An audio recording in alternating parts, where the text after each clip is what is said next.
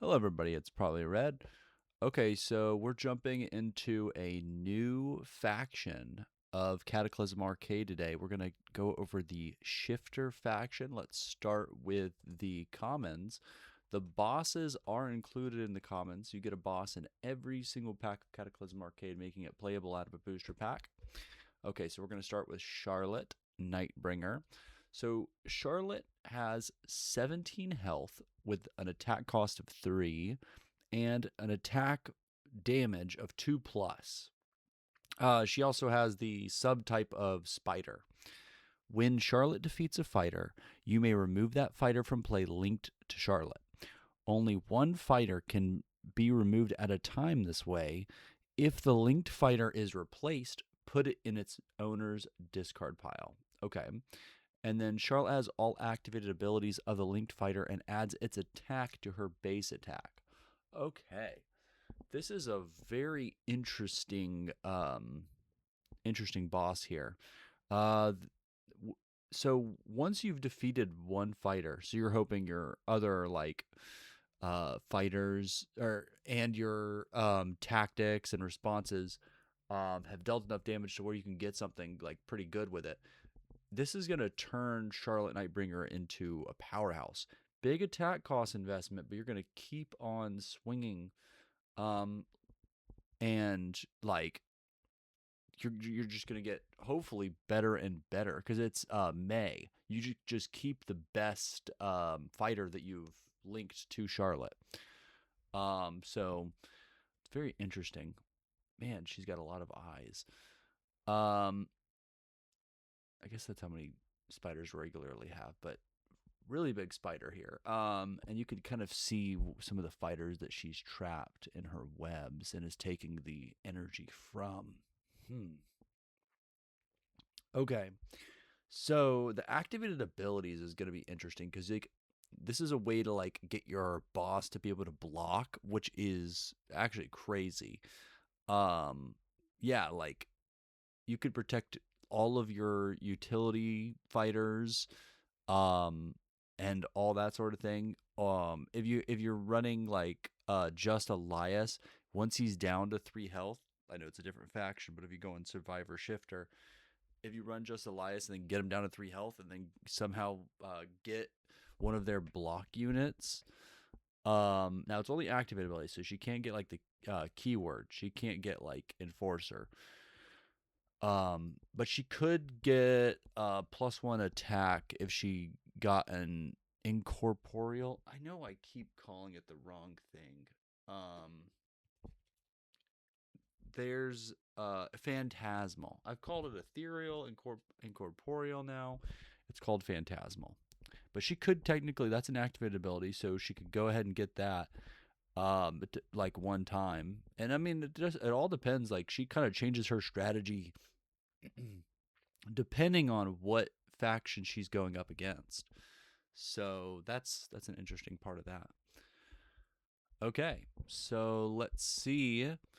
Let's move on to the next one. I mean, definitely a lot of different strategies. We'll try to refer back to Charlotte as we see, but as we see what kind of cards would synergize with her. But you're gonna want stuff that damages down in the early game to stuff without straight up destroying it, so that Charlotte can pick off that unit afterwards once it gets to low health with her base attack of 3 and dealing 2 damage. And then of course your fighters can help do that too. It's all about timing. Okay, now, see ya later, alligator. Okay. All right, so see ya later, alligator has 16 health with a 2 attack cost and 2 attack damage, and they have a subtype of warrior. So Sia can't be attacked if you have 5 or more fighters on your team. So this already kind of gives you an idea of what Sia is going for. They want to stick around. I mean, all the bosses do, but they have a power that helps them do that. And to do that, they have to swarm the board with lots and lots of stuff so that your opponent's focusing all of their resources on your fighters instead of your boss. Additionally, the first time Sia is attacked each level, reveal the top card of your deck. If it is a fighter, put it into your hand. Okay, so these are kind of like, I mean, the second ability kind of fuels the first ability. So he and both of them kind of either prevent or disincentivize Sia being attacked. So in multiplayer, this is really good because your opponents are like, I don't want to give him a card early on, and then later on they just can't attack him. So they're like, okay, well I guess I could deal with this swarm of fighters. But if your fighters are more like utility fighters in a multiplayer game, and like you have other opponents that have like one or two really big fighters, it's not going to be like as big of a priority. They're just kind of like, okay, we'll deal with see you later, alligator. But yeah, I like that he's wearing a coat. That's really interesting. And he is crushing a metal bar thing with his tail, so extremely strong, extremely.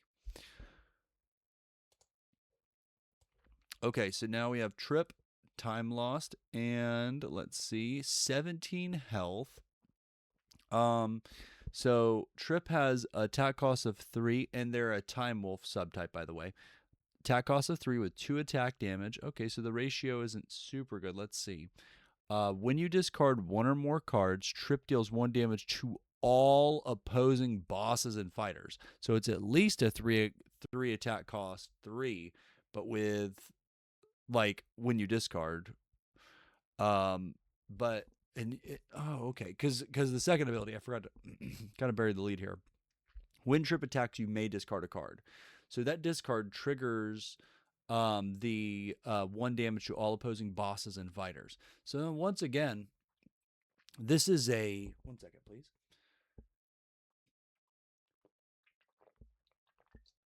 I had to get a drink of water real quick. Whenever you discard one or more cards, Trip deals 1 damage to all opposing bosses and fighters. So in multiplayer, I mean, this is hitting everything. This is taking out swarms of opponents. Crazy. Yeah. So anything with like, one or like, I mean, even 2 or 3 health, it's not gonna last very long against Trip. This is just a decimating unit. And I feel like, yeah. And they're like breaking, I think, the rails of they're breaking the rails of the train. So I guess that's kind of where we got the derail card from. So I mean, that's kind of like Trip's thing, is just clearing the board by pitching their cards and trying to get card advantage through board clearing. Wow. So you have to have a card in hand to do so. And you're losing cards, so you're gonna want to have to gain that back somehow. You want other cards that synergize with discard to make this the strongest. You want stuff like that. So it's only when you discard the cards. But if you have other stuff, we'll get to it, but we'll see what kind of discard synergy there is. But even if you have stuff that's like makes your opponents discard, if your other cards synergize with discarding, then Trip and those cards will synergize, because Trip can already trigger the own making yourself discard. But you want stuff that wants to be discarded. Immediately what comes to mind is the Sword from Nowhere, because we just went over the Mystic faction. And if you can discard something and then draw it back, I mean, you're getting rid of the sword, but I don't know. I mean, like, that's kind of more of a, would be better with mill. But if you discard it early and then you get the sword later on and then you want the card back, kind of gives you options from all the stuff you discarded. So the graveyard becomes like a pseudo extension of your hand. Wow, I mean, the lineup of bosses, pretty incredibly, unique. All 3 of these, they really stand out as like having different strategies that really tackle the game in a pretty interesting way. Okay, so let's look on to our first shifter fighter. This is a level 1 Murder Countess. She has 2 health, 1 attack cost, and 1 attack, and she's from the Shambles subfaction. When she enters play, deal 1 damage to up to 2 different target bosses or fighters. So this is kind of continuing that like spreading out damage kind of thing. And you get value just from playing her. So it's not going to take out a unit, because I haven't seen any I don't think I've seen any 1 health units, but it can finish them off or kind of get them set up to be taken out by her attack. And you're getting value as soon as you play her. So that's important. So even if they take out Murder Countess, you've already gotten some value, plus additional value from them spending resources to, eliminate her. Okay. So Oriana Cutthroat is another level 1 here. But Oriana has 3 health. And the attack cost is 1 with 1 damage. And they are from the Waddle. Oof, they got it like a, I don't know, what, like a cricket bat or a board with a handle. I don't know exactly what that is, but it's got spiky nails all on it. So they're not messing around. And whenever a player discards 1 or more cards, Oriana deals 1 damage to target boss or fighter.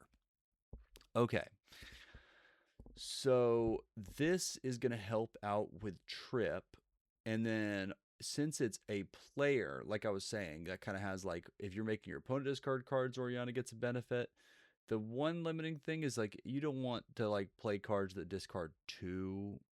I mean, they'll trigger this, but you're only getting it for each instance. So you kind of want to make it 1 at a time discard. But I mean, this in conjunction with Trip, you're dealing a damage and then you're dealing a damage to everything. So you could take out a 2 health thing with that. Very cool, very cool.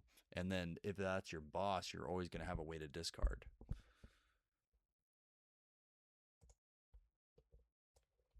Okay, so we've got Burgess, sorry. Burgess, Burrower Beneath. Wow, what a name. Okay, so Burgess is a level 2 shifter fighter with 4 health, 1 attack cost, and 1 attack, and they are from the Shambles. And we got a flavor text on this one. It's a vanilla card. So real quick before we jump into the flavor text, let's talk about this. Level 2 for 4 health is pretty darn good. Like actually really good. There's a good bit of level 2s that have like less than 4 health. And the attack isn't so like expensive that you're not gonna be able to use it. You're kind of pinging in with Burgess or Burgess, Burrower Beneath. But let's see. Hot Mike says, there are piles of rubble taller than this dude, and he made those piles to hide behind. Watch your ankles. Okay, interesting. I really like the green jumpsuit here. And the goggles are lit, literally. All right. And I guess he's using train spikes. Wow. Look at all the earth and stuff where they're like have dug out the tunnels and stuff. Okay. So let's move on to our next card here. So I think that'll be nice like in packs and stuff. I don't know like how like it maybe if you have some kind of like health building thing or like you just need a tanky 2-drop to fill the curve out, I can see it. Or like if you're doing like a weapons deck and you just need something with a lot of health to attach to and a low attack cost, that could be good. So I mean it's a level 2, so that's kind of nice. Okay, so let's move on to Coney, Tooth Fighter. All right, so Coney's another level 2 here, and they have 2 health with an attack cost of 2 and 1 attack damage. They are from the Waddle faction. It looks like he is, I don't know what type of animal that is. I feel like I should know. It's not that I just don't know the name of that creature. I don't want to say sea lion. I don't know much about Arctic animals. Okay, I should look into that. But yeah, so is it a sea lion, walrus. I bet he's a walrus. That's what it's got to be. Okay, I think that Coney is a walrus. Anyways, it doesn't matter right now. 2 attack cost, 1 attack. Not that great so far. The 2 health for a level 2 also not that good, especially since we're just looking at Burgess here. But Coney does have a defensive ability in Armor 1. You prevent the first 1 damage each level that would be dealt to this. Okay. So that armor is going to help him out against low damage output units. And I mean, yeah. So, and then additionally, when Coney enters play, you may discard a card. Okay, here we go with the discard synergy. And if you do, draw a card. Okay, so you're getting all the benefits of discarding a card. You're pitching to like loot for another card. And then you're getting a kind of card selection because you're getting rid of your worst card in hand or your least useful at the moment. And you're drawing a fresh card. Hopefully it's, better than what you discarded. You're getting that discard trigger and refreshing your hand while going down on cards by 0. And then if a fight so when Coney enters play, you may discard a card. If you do, draw a card. If a fighter was discarded this way, put a +1 attack counter on Coney. Okay, so this card has a lot more going on than meets the eye. It's wanting you to play kind of a fighter heavy deck and just keep well, I guess you only get to do it when he enters play, but that +1 attack counter can be useful for like if you're also running a Mystic faction as your second faction, like to have like that +1 attack counter synergy. And then of course it's got the discard synergy, so it only does the discard stuff once. But I mean, other than that, a 2 attack cost for 2 attack at level 2. Okay, I mean it's a little bit more damage output. Yeah, and yeah, they got a little bit of a defensive buff. But yeah, I think this card is more than meets the eye. It's kind of like at least a level 2 3 health plus some if you don't get taken out in one hit. Then a 2 attack cost 2 attack with some discard and looting synergy. Okay, this card has a lot going on for it, especially for a common, and we'll have to see how powerful that plays out. Okie dokie. Let's move on to Goodstead Sandhog. Okay. Wow, he is enormous. Look at this dude he's carrying. He's got the torches out. Okay. So, Goodstead Sandhog, level 2, 3 health, 1 attack cost for 1 attack, and they are from the Shambles. And whenever a fighter dies, put a +1 attack counter on Goodstead. This could get crazy with Trip. Okay, like I mean, if you're taking out units left and right in the early game, this is going to have an outrageously high attack. The only thing that's kind of holding it back at that point is that health.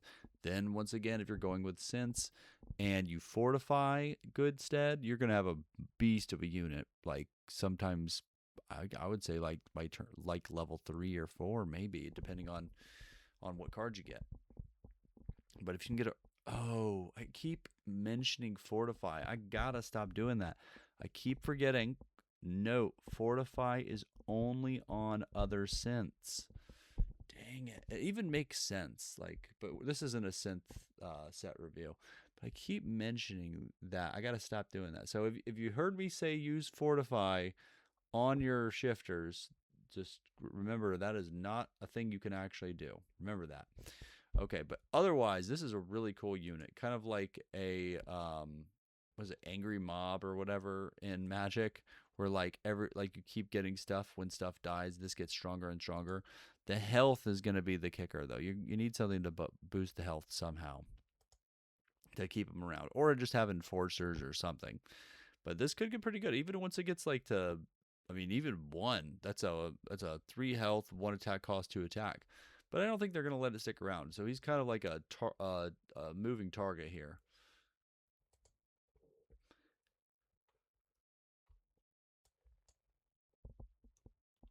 Okay, so now we have Gizzard, the Persistent Pest. Okay. Level 3 with 3 health, 2 attack cost, and 2+ attack. You can have any number of copies of Gizzard, Persistent Pest on your team. So this card, now note it doesn't say in your deck. I'm pretty sure that this means you can only have 3 Gizzards in your deck. But that means normally any weapon or fighter, you can only have 1 copy in play. It's like they all have the legend rule to like sort of.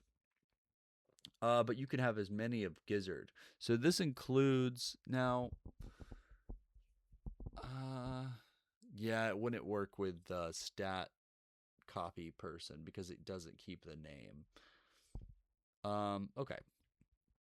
I mean, it would get the response block, but so you can have any number of copies of Gizzard on your team. Gizzard Persistent Pest gets +1 attack for each other fighter that shares a name with it in play. Okay, so I mean, the minimum, it's going to be a level 3, 3 health, 2 attack cost, 2 attack. And in pack battles, I'm assuming, like, I don't know if you can get multiples in a pack. Maybe with Gizzard you can. Otherwise, it's going to be like, it's not super strong. I mean, the block is pretty good, but okay. So maximum, it's going to be 2 attack cost for 4, so they can get to like max Homicide King. That's the strongest this can get, is that kind of range, but with a little bit less health. But I mean, with 3 of them, that's outputting like 12 damage if you have the tokens for it.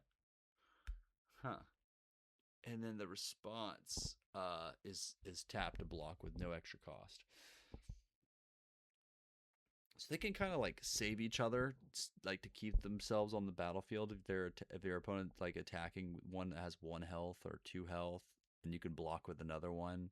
Also, they can save your other units, like especially early on when you don't have your other gizzards out and this isn't that strong.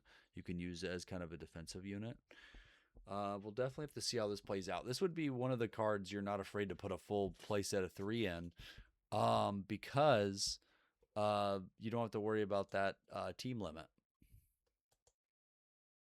Ooh, okay. We talked about this card a little bit. I think we talked about Gizzard too, but I definitely remember this card from the booster packs from the Kickstarter, the print and play. You can go check that out now if you want to go ahead and print and start playing. So Vigo the Sharp is from the Waddle, and they're a level 3 with 3 health with a 1 attack cost, 1 plus attack damage. And Vigo gets +1 attack for each player that discarded a card this level. So the max you're going to get him to by discarding with Trip is like a 1 cost, 2 damage. But if you like have a card that says multiple player discard, we'll have to see if that card comes up. Or if you can get that Trip trigger where you discard and then you play a card that makes your opponent discard, you can have this up to like 1 attack cost, 3 damage. It seems all right, but it also kind of helps when your opponents make you discard too.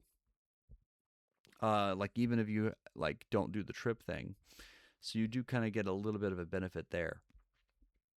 I think this thing would be really cool if it had like armor 1, but they probably found that would have been too strong. I don't know. But he's kind of I mean, maybe not super armored, but I mean, just look at the pinchers on this thing. I like that they're purple pinchers too, but really cool. And he's chopping a like a pillar of cement down with their claw. Wow.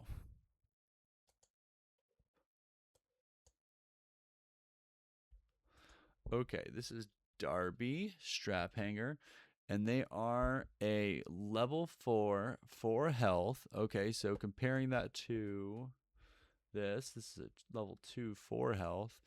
And then Darby has 2 attack cost with 3 attack damage. Oh, and they're from the Shambles, by the way. And they're a vanilla card. So I think the damage output is there. Like, you're spending 2 attack tokens, you're getting that 3. You don't have to do anything to get there. It doesn't hold weapons as well as like a 1 cost or a 0 cost attacker. But the damage is already pretty high. I mean, you could take out a lot of units with 3 damage from what we've seen. But yeah, I think this is kind of like at level 4. It kind of feels like it's going to be more of a filler card or like something that's good in a pack. But maybe we'll test it out, and it might just have the right stat lineup here. Hot Mike says, "Nope. Not gonna talk smack about Darby.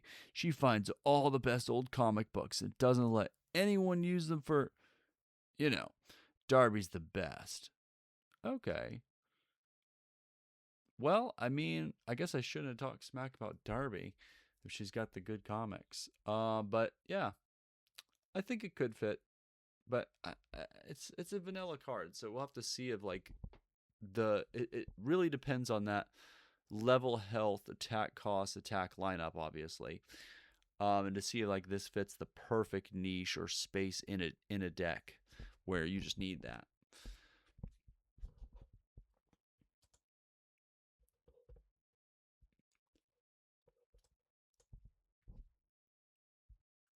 Okay, so we've got Gordo, Collector.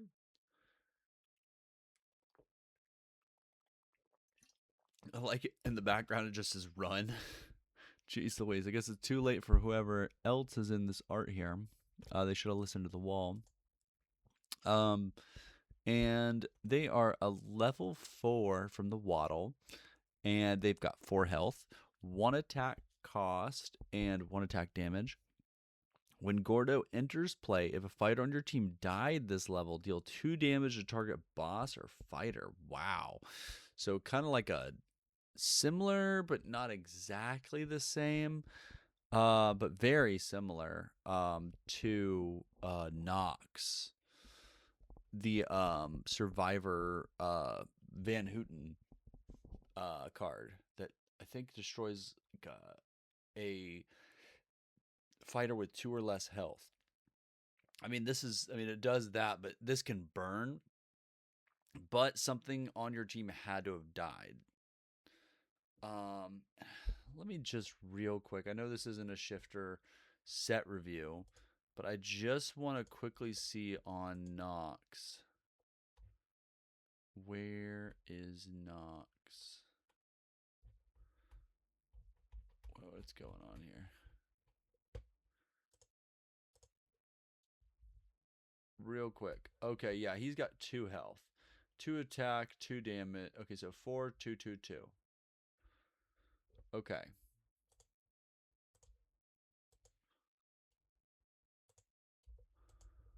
So 4222 versus 4411. Okay, so this has lower damage output. It can go to the boss though, so that could win you the game in that sense. I feel like the 2 extra health is pretty good on this too. At level 4, it kind of needs that extra health, I would say. Okay, so I think it's interesting. Like it's kind of difficult because you have to find a way for your. I mean, you kind of hold it until there's a round where you can play it and get that 2 damage. Otherwise, this is kind of like a worse version of Burgess. Like it's pretty much Burgess with the potential to deal 2 damage when it enters.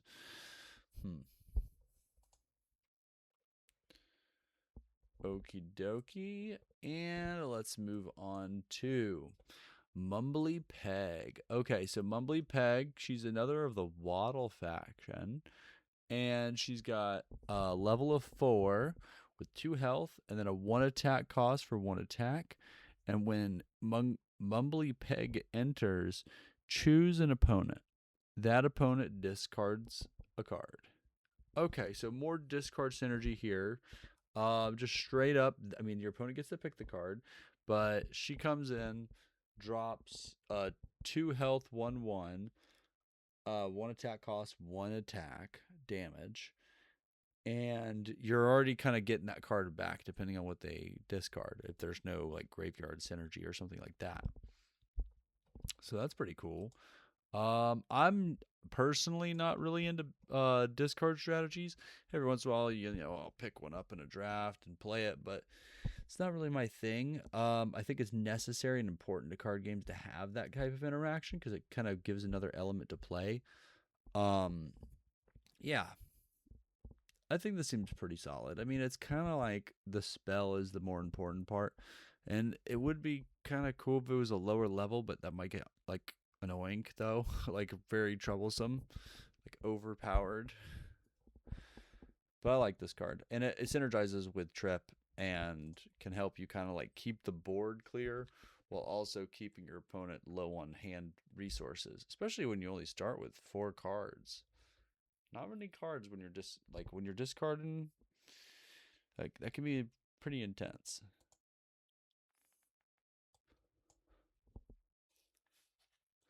Okie dokie. Next, we've got a level 5 fighter.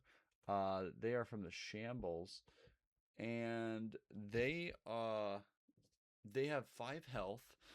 Galen, Nurturer, has 5 health with 2 attack costs and 2 attack damage. When Galen enters, target boss or fighter heals for 2, and then you can pay 2 tokens and transform Galen Nurturer. Now this is a new keyword here. Okay, so what you're going to do to transform Galen is you're going to destroy Galen, and then you're going to reveal cards from the top of your deck until you reveal a fighter with that level or lower than the transformed fighter with a different name and put it into play. Okay.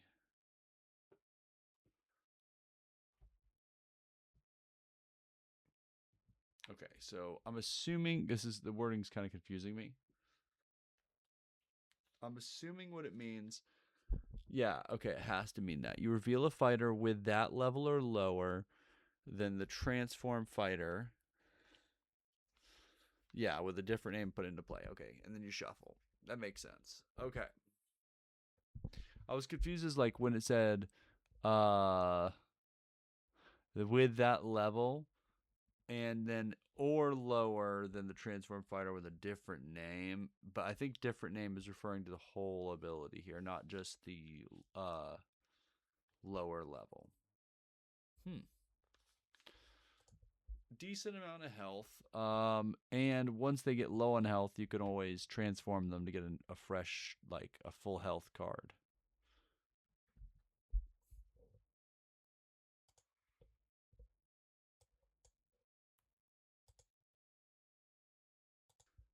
Okay, so for our next card, we have Aha.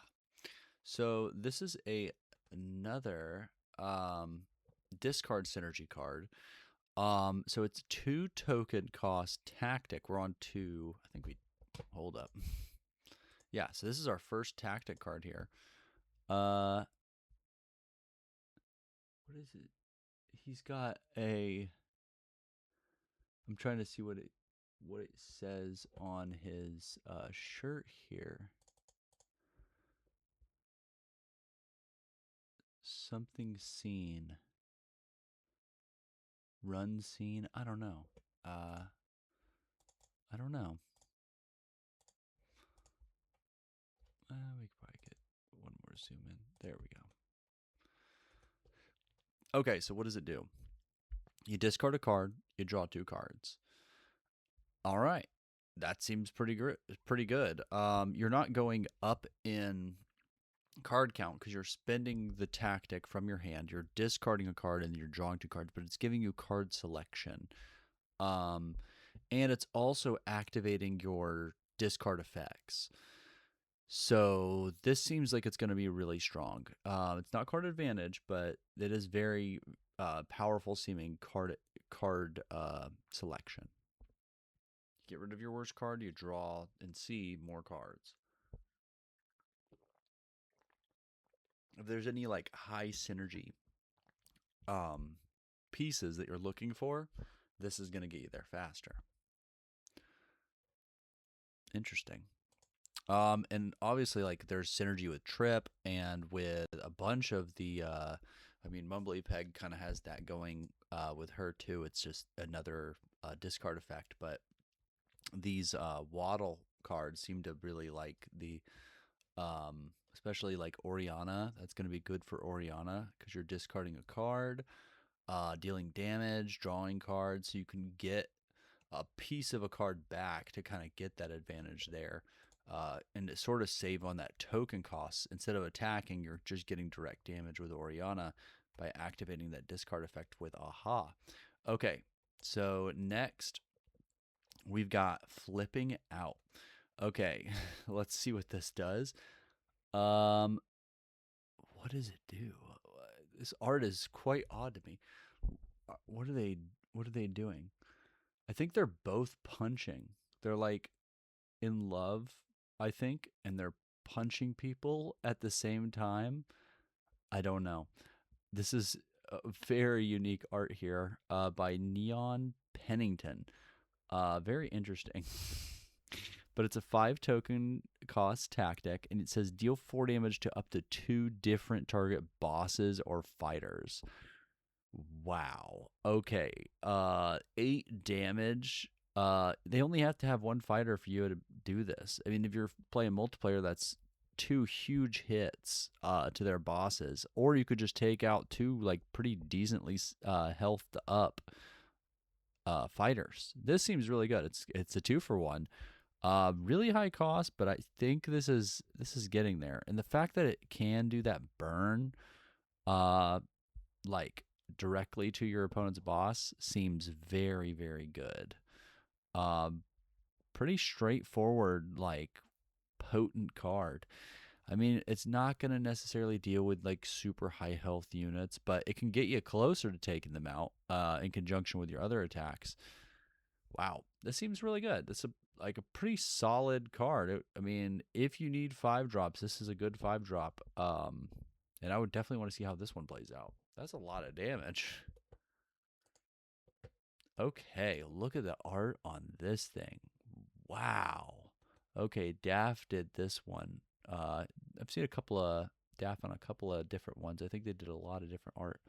But man, look at this. This is going to be incredible in foil. Like, wow. That is a unique art. And they're on the train. This is, I guess it's this section of the train is dark. Or they're lurking in the dark and seeing from the dark. Okay, so this is a 1-token tactic. And it says all bosses and fighters can be attacked as though they don't have stealthy this level. Draw a card. Okay. So it's kind of a cantrip ability, and it might have some value every once in a while, but similar to some extent with Aha. Like, if you have some really key synergy pieces you're going after, I could see spending a token to keep drawing into those like synergy pieces. But otherwise, I mean, they don't have stealthy this level. They're gonna lose stealthy next level anyways, so it has to be really important that you get that attack in. It's not a response, so it's not a super big surprise. So they can kind of plan right after that once you've played it. Doesn't seem super strong to me, but cantrips can't really be discounted enough with their potential value. So if stealthy becomes like part of the meta, and even in lieu of like sideboarding, this might see a place in just like I don't want to say combo decks, because comboing, since you have to like every single turn you're passing priority to your opponent basically, and they're taking their turn action, it's not really combo. It's more of like synergistic, or like the ability to continually gain resources can be really good to give you like a deeper turn. But this can get you closer to your like key pieces that you need for the deck. So it does kind of reduce your deck size by spending tokens as a resource that way. This would be something to definitely keep on the radar, but at first glance, it doesn't seem super powerful, except for maybe that. I mean, just nice cantrip ability for 1 token. Okay, and then Steel Swipe. Okay, so this is a 2-token cost tactic, and it says deal 2 damage to target boss or fighter. If your boss is a shifter, deal 3 damage instead. Okay, so this is, I mean, unless you're playing it out of a pack battle, you're probably going to play it with a shifter boss, and then it's just like a solid damage dealing tactic. So there's a couple situations, because normally, like, since you can attack units, you can pay 2 like tokens to do a 3 damage attack. It's just a thing you can do. But there's some situations where this can still be like pretty nice to have. So some examples off the top of the noggin. And the reason I didn't mention this earlier when we were talking about flipping out, Flipping out compared to this, like you're getting 2 targets in one turn. So that's straight up the use for that. But like a single target burn ability, you got to kind of figure out how is this not like just an attack? Why can't I just attack and not spend a card, right? So here's some scenarios where I think it's still going to be strong. Maybe not as strong as in other TCGs, or maybe even better in this TCG. We'll have to see like where it kind of sits. But um, one situation is you have no fighters. And like, I mean, well, you could still attack with your boss, but maybe your boss deals 1 damage for 3. Okay, so that's kind of maybe a bad example, but okay. Next, does your opponent have enforcers?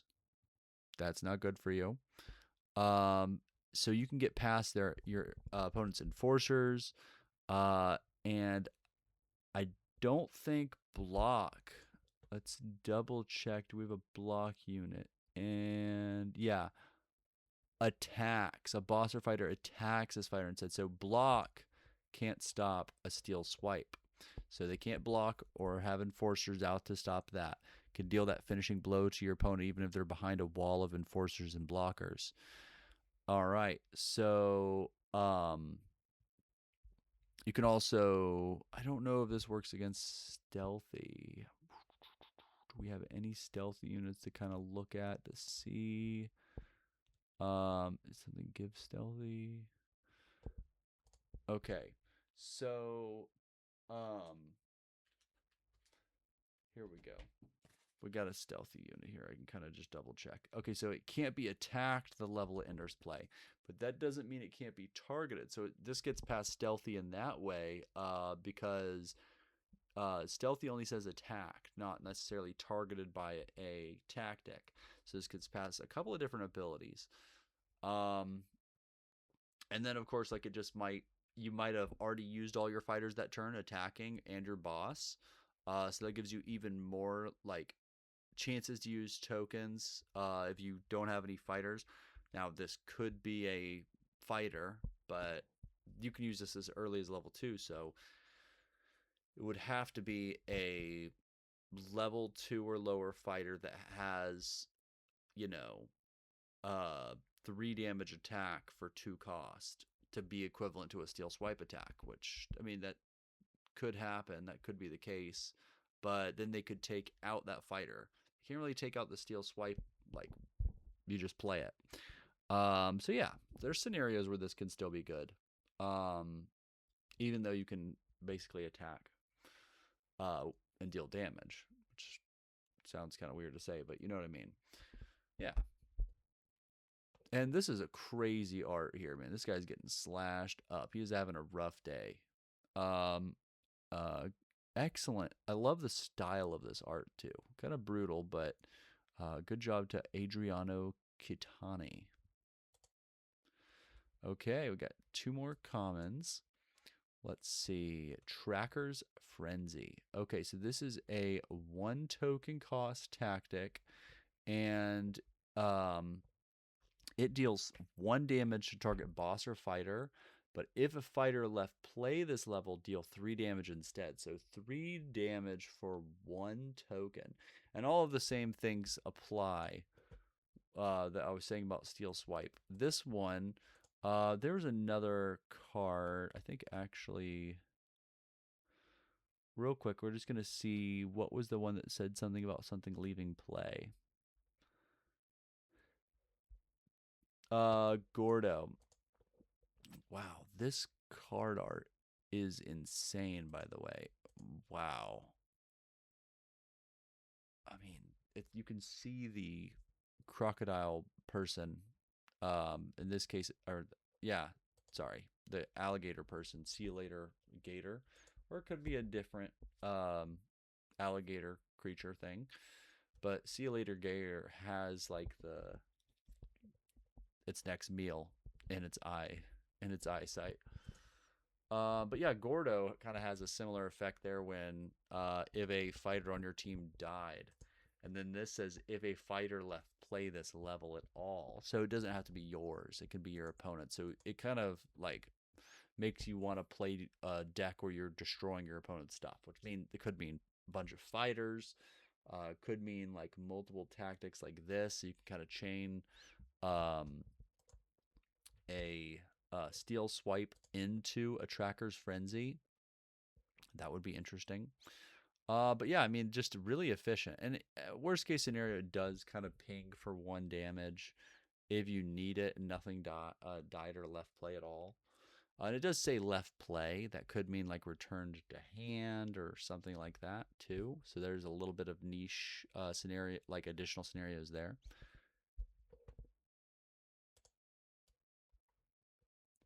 And finally, our last common today, our ultimate common. We've got Undertoad, 3 token cost.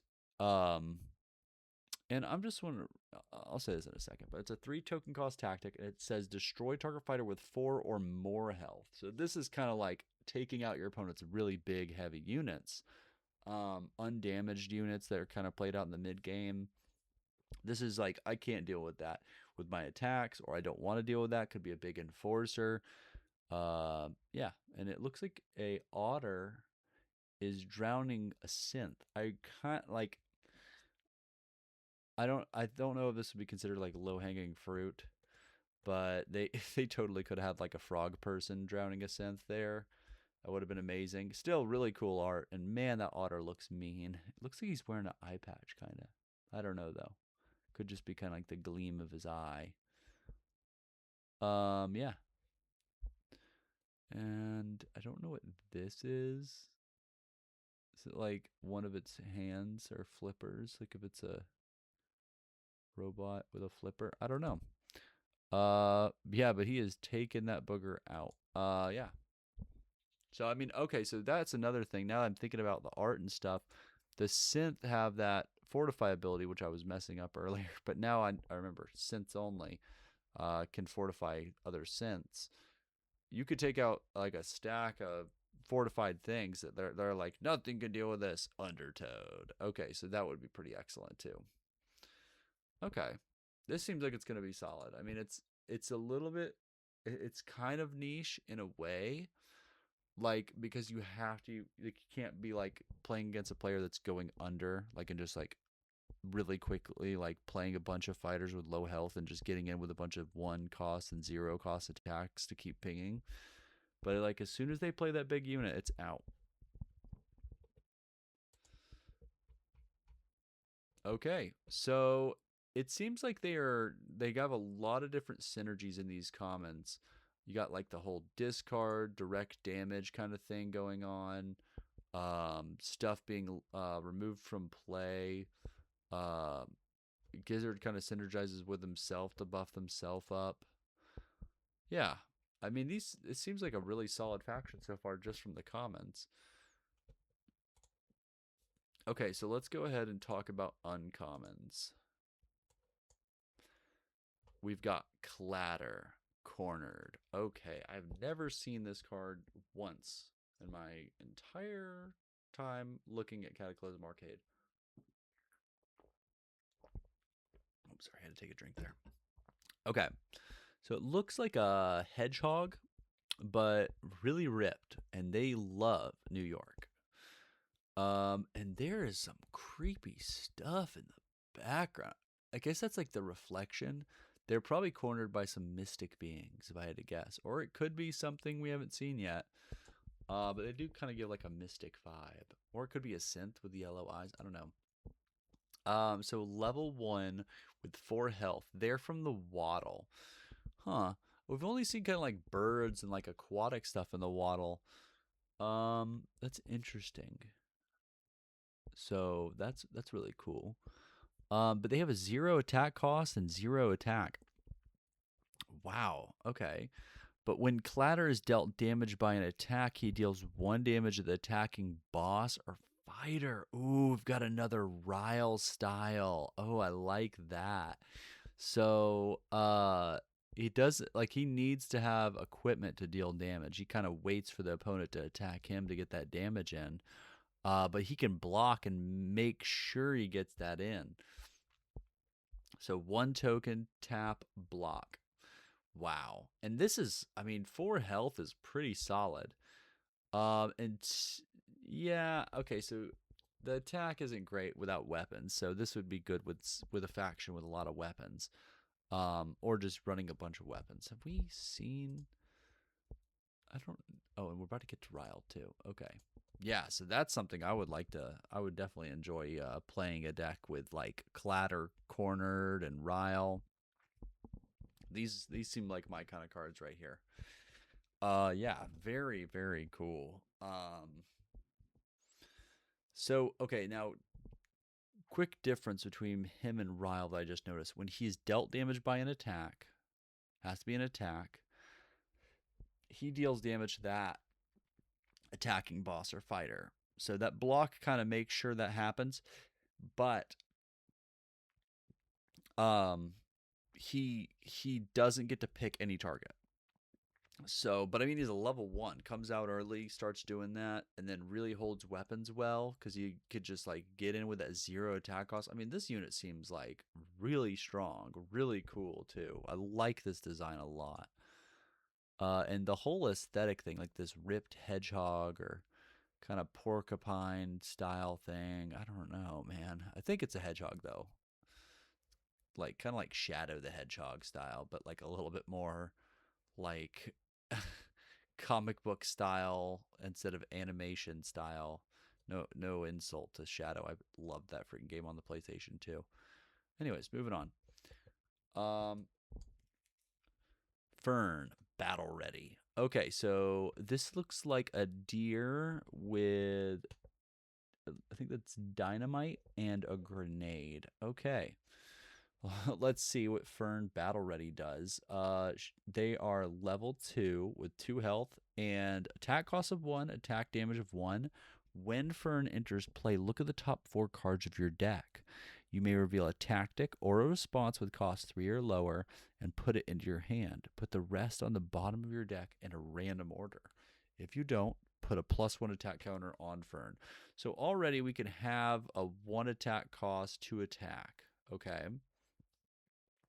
But she could also pull out removal for you, like get those removal pieces. There is, and I didn't mention this earlier, but with the commons, we saw there's like stuff that just straight up destroys stuff, and there's stuff that damages stuff. Once something becomes like so hard to remove via damage because it has so much health or it has like all these abilities that are making it harder and harder to take out, then stuff like just destroy becomes a lot stronger. So it just gives you like a solution basically. So I mean, this is going to be really cool because it's basically like you're getting your 2 health, 1 attack cost, 1 attack damage card, but you're getting card advantage. And I kind of said similar things about Mumbly Peg, but you can. I mean, technically you could whiff on this, but at least Fern will come out with a little bit better of stats. Um, yeah.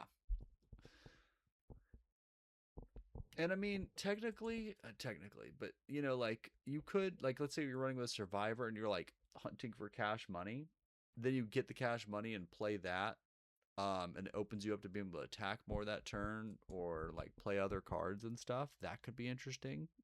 Um, or draw an aha to get even more card filtering. I mean, this is a pretty versatile card. You just got to make sure you're running it in a deck with lots of tactics and responses. And it might be like better with kind of like a Mother May I Mystic Shifter build, that kind of thing, instead of like a Survivor build with the cash money and stuff. But we'll have to see. This seems like a very, very like awesome card. Very, very cool. And I dig the art. Like just a deer with grenades and have battle plan. Not messing around. Okay. So now we've got Ryle unchecked. Okay. So this is a oh, and I haven't been mentioning the factions with these. I think I did mention that yeah, Clatter Corner is from the Waddle, and then Fern and Ryle are both from the Shambles. Okay. So let's see. Level 3 with 4 health, 1 attack cost, 1 attack. And this is going to have similar stuff going on to Clatter Cornered, but let's check it out.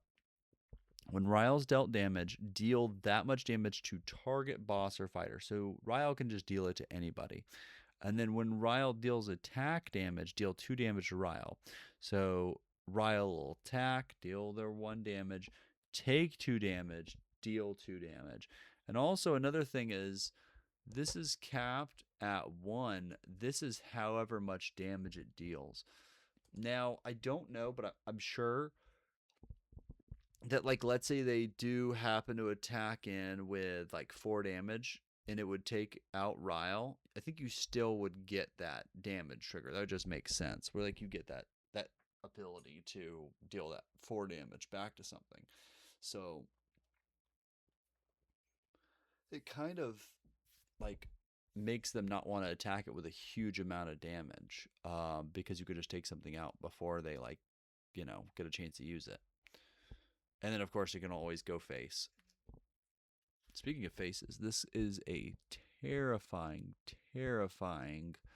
I guess a stag creature. Wow. It's got stuff all over his horns. Huh. Okay. Moving on to, whoa. Orson, Quick Stinger. That might have been the figure we saw in that reflection right here. Wow. Maybe a little bit different, but wonder if, yeah, Daft did the art for both of those. Yeah, that is a very interesting art there. It's a scorpion person. And they're also from the Shambles. Level 4 with 3 health, 1 attack cost, and 1 attack. When Orson enters, stun target fighter. So stunned fighters can't tap or activate abilities this level. Okay, so no attacking either, because that requires them to tap. And then you can pay 2 and transform Orson. So you destroy Orson and reveal cards from the top of your deck until you reveal a fighter of level 4 in this case, or lower, with a different name, so it can't be another Orson Quickstinger, and put it into play. So I think with a different name, you could have another transform card, but you can't have the same transform card. So it kind of wants you to play multiple transform cards if you're going to try to chain that. You're going to get kind of like a interplay synergy where you keep like bringing stuff out with transform, so you're going to get those effects from that. Refreshes health if this has taken some damage with a new unit. Can't do this in response though. It's only like, during you spend an action to do so. But you can also trigger your death triggers on your other cards. Pretty versatile ability. We did see it earlier on, that 5-drop common. Let me just get the name of that real quick. It was oh yeah, Galen Nurturer has transform as well. Okay. So I think this seems pretty good. The stun, I'm not super sure how effective it is. It's kind of like a reverse stealth. I don't know if that's a great way to describe it, but it just can't do anything. And so like, I mean, if they're focusing on one unit, got it pumped with a bunch of weapons and stuff with high wield costs, but they played them out and just auto wielded to that. Getting ready with agility, about to swing out, and then you just play this on your turn and it's stunned. It can't do anything. So then you have a chance to take out that unit. Very cool. Okay, so let's see. We've got our next card here is Minka. Underestimated. Oh, okay. So he's a puffin. I do know that one. And a very cool looking puffin. He's got like pearls that he's using as kind of like pearl knuckles here. Got a little life jacket, it looks like, on. And he's like stamping around on something. I don't know what he's doing, but he's part of the waddle. So he's a level 6 with 5 health. And he's got a 2 attack cost, 2 attack. Don't mess with Minka. Okay, so whenever a fighter dies, put a +1 attack counter on Minka. Okay, so we saw a similar effect with, I know we keep going back to the commons, but we saw kind of a similar effect, and you could get some synergy going with that. With yeah, with Goodstead. Okay. So Goodstead has kind of that whenever a fighter dies, put a +1/+1 attack counters. That was level 2, 3 health, 1/1. This is level 6, 5 health, 2/2. But if they go in the same deck. Oh, and then also this has a response speed for 1 token and tap to block. So, I mean, with that 5 health, it could take a couple of hits there. Yeah, I mean, this, maybe I'm underestimating it. It seems like it's got a lot of different stuff going on with it. It's nice to have a 5 health fighter. And I mean, 2 attack cost for two attack damage it's okay. I mean, it's like being able to do 2 1 token attack costs for 1 damage, but with 1 action. So that there's something to be said about that. And not to mention, like, 1 fighter dies, then you're swinging 2 attack cost 3 damage. That can get crazy. Um, and then it's kind of interesting to have that block ability on something that wants your, like, fighters to die. But I guess what you could do is, like, you're using, like, kind of like, this could be kind of like your finisher, and in like a control shell kind of thing. You keep blasting their units with destroy spells. I mean, like, yeah, that could be an interesting way to try to build it.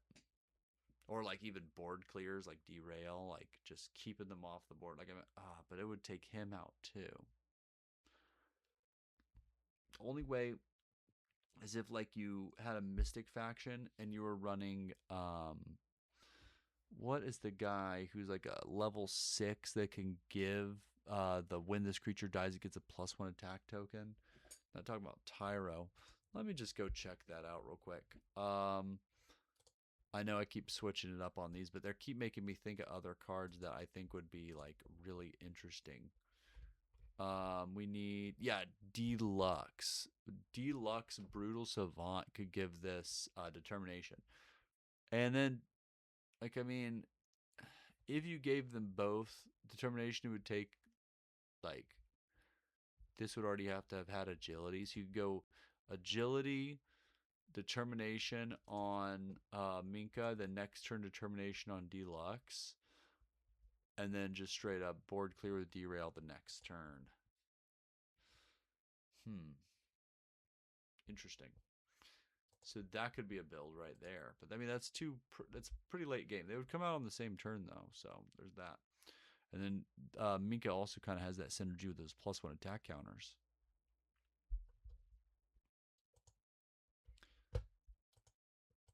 Okay. So, oh, we kind of gotta do that number. And let's see, we've got Muck, Relentless Foe. Oh, okay, so this is that otter we saw drowning the synth in Undertow. So level 6 from the Waddle subfaction. Muck has 6 HP, an attack cost of X, and an attack of X. When Muck defeats a fighter, he heals 1. Oh, okay. So that's a pretty high health, and then you're healing. Now, I do not believe healing. You could gain. I think you can gain health past your health limit, like with Fortify, for example, or add to health. But if you heal, you can't exceed your current maximum. Then Muck's attack cost and attacks are equal to his health. Wow. Okay. Whoa. Okay, so it's a level 6, 6 health with 6 token attack cost for 6 damage. Wow.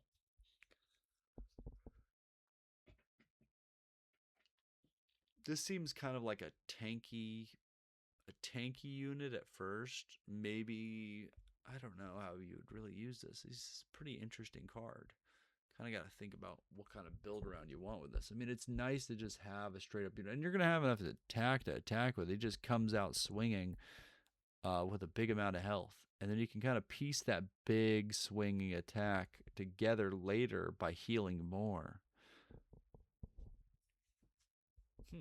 Interesting. Muck seems quite interesting.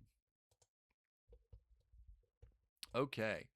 So now we are on to a tactic here, and it is called catch. What is he throwing? Oh, I think he's blocking some kind of explosive attack. Or throwing one. I don't know. But this is a 2-token attack cost tactic, and it deals 4 damage to target fighter. Oof. Okay. That is pretty awesome. It's basically like max homicide king. I know I always reference that one because that's a 2 for 4 token cost to damage ratio. But this seems pretty solid. I mean, same things apply, except this one can't, like, for all the burn and stuff, but this one cannot apply to bosses, so it can't finish out the game for you. But like I said, with that reachability, if you don't have fighters available, if you need another like spell or another attack that turn, this kind of acts like that. Yeah. Or like you just can't get enough damage fast enough before whatever it does happens. Just deal that 4 damage straight up before it like gets some of its abilities off and gets a card advantage or destroys some of your stuff. Yeah. Okay, so now we've got Emergency Brake. This is a 1-token attack cost tactic, and it's destroy target level 2 or lower fighter. Okay, so this could have a lot of tactics, could have a lot of targets based on like if your opponent's like kind of aggroing out a bunch of units, but I don't know, like exactly, like you want those low curve, like efficient 0 cost attackers if you're going to aggro out. So it's going to deal with one of those, or just like an outrageously powerful level 2, you know, that you're just like, I have to deal with that or I'm out.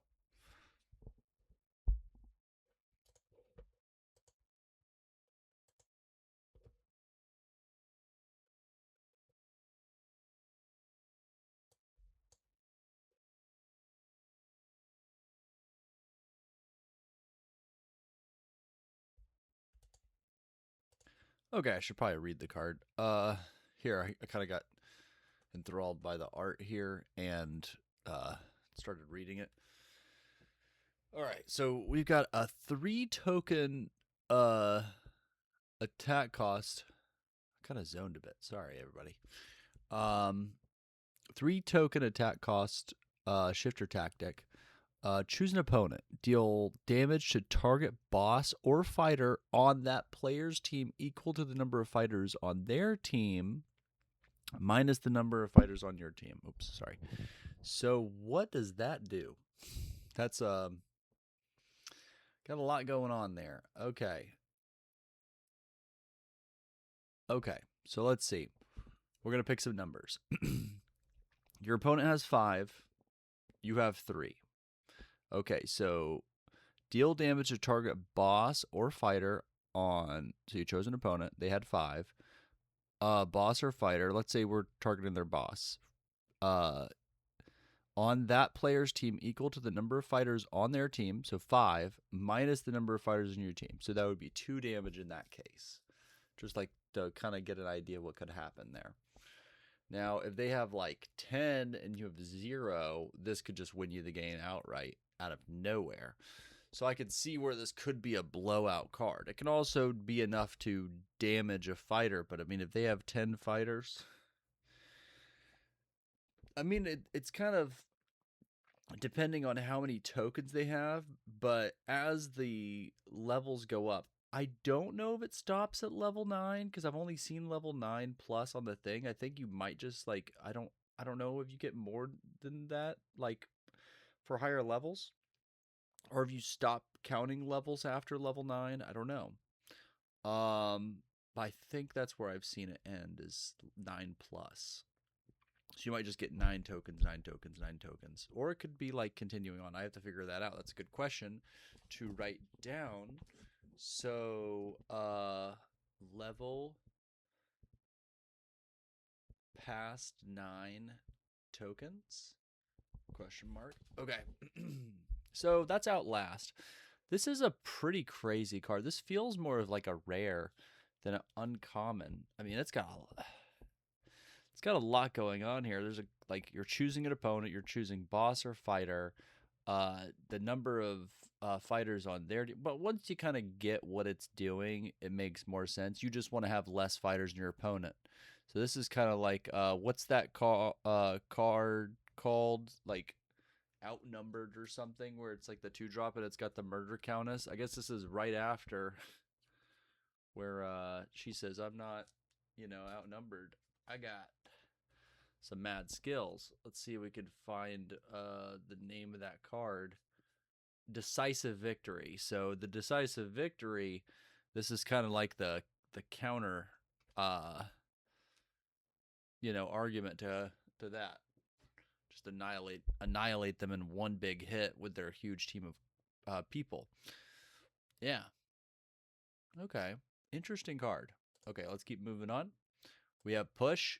I think I've referred to Push a couple of times throughout this. But what Push does is a 3 token cost tactic and destroy target fighter. Just straight up. No caveats, no requirements. It just destroys them. And it looks like it's about to be brutal. That is crazy.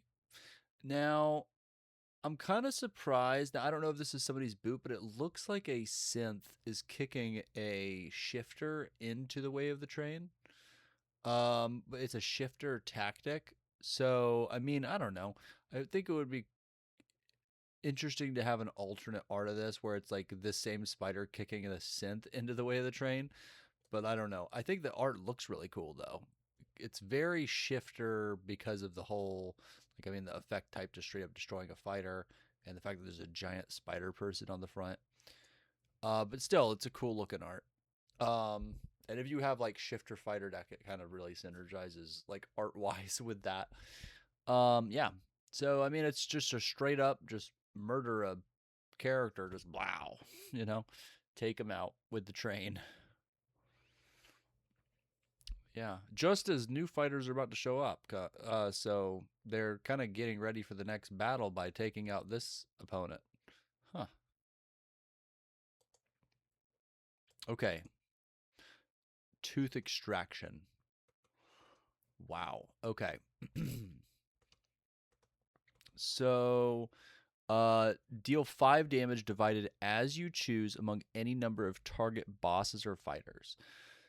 Wow. Okay, so straight up, this could be, let's say, like minimal amount of targets. You just target their boss for 5 damage. It costs 4. So it's almost like, I mean, that's a lot of damage. Kind of giving me like lava axe vibes. But, I mean, you could take out, as many as 2 or 3. I mean, if there's a bunch of stuff at low health because you've been pinging them with Trip, this could be really effective. Almost like a one-sided board clear, essentially, depending on how many units. And you could definitely get your card's worth of value out of it. And if there's just one thing with some low health, and you're just like, I need a removal piece for it, but I don't want to waste Tooth Extraction. Well, it's not really a waste because you could still hit their boss and get them weakened down and still take out a unit or still take out a fighter. So that seems pretty excellent. I think this seems really strong. 4 tokens, we're kind of getting higher up there, but I mean, this seems pretty good. It's very versatile in how you divide your damage. I'm assuming you could deal like 3 damage to a target and then 2 damage to another target, that sort of thing. It says as you choose, so just blast them. Wow. Crazy, crazy that he uses his teeth as nunchucks. Okay. So now let's go to Marrow Piercer. Actually terrifying art. I don't know what's happening, but I don't know if I like it. Level 3. This is a weapon. Okay. So it has a wield cost of 3 tokens and a +0 attack. Whenever the wielder deals attack damage, this fighter or your boss heals equal to the attack damage dealt. Okay. So you put it on a high attack damage unit and you can just keep healing stuff. Kind of like a life link ability, but like this is going to kind of give you staying power. Because you just go ahead and wield this and attack, like next turn, attack, and kind of keep getting your value back. That rhymed. Or if they're like trying to, like, you put this on a big health unit, you attach the marrow piercer to it, then they try to attack it, and like they're trying to deal with it, then you attack that unit that just attacked it, or another unit that's fixing the attack, and then heal back up on that fighter. That seems cool. That seems really cool. We'll have to see how that goes in gameplay. Okay, so that is our commons and uncommons.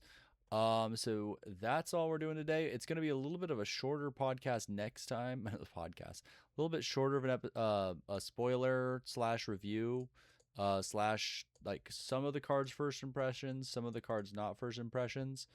Once we get to the rares and our mythic. But thank you for listening and watching and stuff. Go ahead and click that like button. I hope you enjoyed yourselves. I certainly did, and have a good one.